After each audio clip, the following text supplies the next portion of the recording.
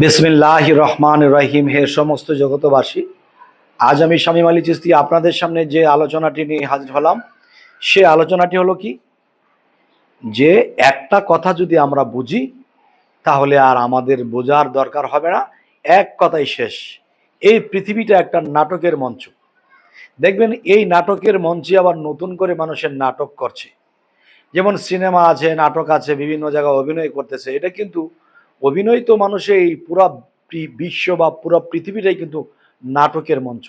এখানে তো নাটক করছেই, আবার বাহ্যিকভাবে অন্য নাটক করেও মানুষকে বিনোদন দিচ্ছে বা মানুষকে সেই একটা কাহিনীর মাধ্যমে মানুষকে জ্ঞান দিচ্ছে।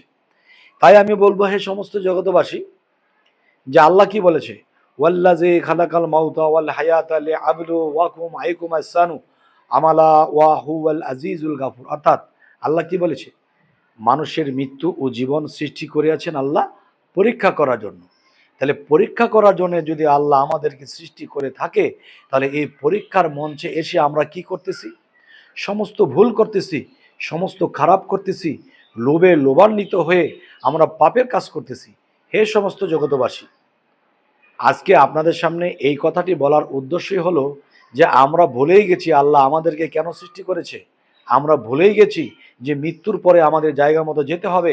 তো এখন কোনো কোনো মানুষের ভিতরে একটা বাসনা, যে আমরা এসেছি, যেভাবে খুশি সেভাবে চলবো, শাস্তি দেয় দেবে পরে দেবে, এমন চিন্তা ভাবনা যারা যারা করে, তারা দুনিয়াতেও আল্লাহর কাছে অপরাধী, সেখানে মৃত্যুর পরও আল্লাহর কাছে সে ধরা খেয়ে যাবে। অবশ্যই আমার এই আলোচনা যদি ভালো লাগে ফলো দিয়ে রাখবেন। সকলেই ভালো থাকবেন।